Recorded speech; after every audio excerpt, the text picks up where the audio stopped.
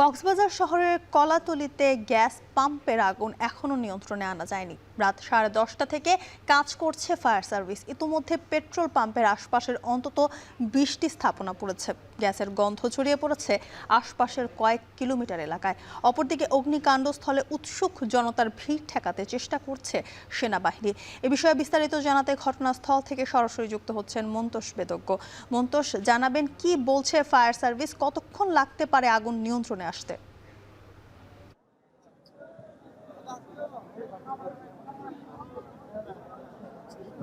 জ্যোতিকা, প্রায় ১.৫ ঘন্টা ধরে আসলে আগুনটি জ্বলছে এবং ফায়ার সার্ভিসের অন্তত ৪টি ইউনিট আগুন নেভানোর কাজ শুরু করেছে এবং এখন পর্যন্ত আগুন কিন্তু পুরোপুরি নিয়ন্ত্রণে আসে। আমরা দেখছি যে এখনো থেমে থেমে আসলে আগুনের যে লেলিহান শিখা সেটি বাড়ছে মাঝে মধ্যেই এবং মূলত যে গ্যাস পাম্পটিতে আগুনের সূত্রপাত হয়েছে সেই পাম্পের আশপাশেই কিন্তু জ্বলছে আমরা দেখতে পাচ্ছি। আগুনের তীব্রতা শুরুর দিকে যতটা ছিল সেই তুলনায় কিছুটা কমলেও মাঝে মধ্যেই যে আগুনের শিখা সেটি বাড়ছে এবং ফায়ার সার্ভিস যেহেতু কাজ করছে, আমরা দেখছি যে এখানে উৎসুক জনতার প্রচুর উৎসুক জনতার ভিড় রয়েছে এবং সেই ভিড়টি নিয়ন্ত্রণের জন্য এখানে আমরা দেখছি সেনা সদস্যরা দায়িত্ব পালন করছেন। তারা চেষ্টা করছেন আসলে মানুষ যাতে কাছাকাছি যেতে না পারে এবং এই যে অগ্নিকাণ্ডস্থল, এই অগ্নিকাণ্ডস্থলের আশপাশের অন্তত এক কিলোমিটারের বেশি এলাকা কিন্তু যান চলাচল বন্ধ করে দেওয়া হয়েছে এবং এই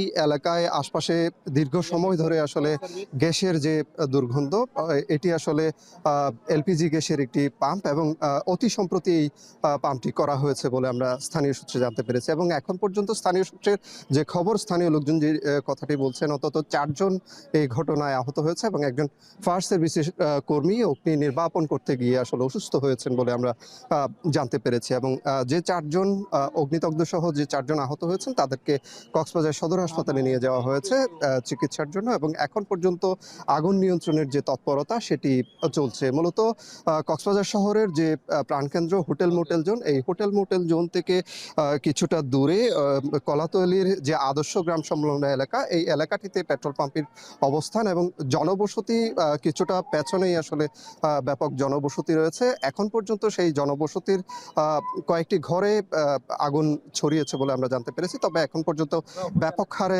আগুন ছড়ানোর যে আশঙ্কা সেটি কিন্তু হয়নি। এই ছিল আমার কাছে কক্সবাজার থেকে সবশেষ। কক্সবাজারে গ্যাস পাম্পে আগুন, সে খবর জানাচ্ছিলেন মন্তোষ বেদজ্ঞ।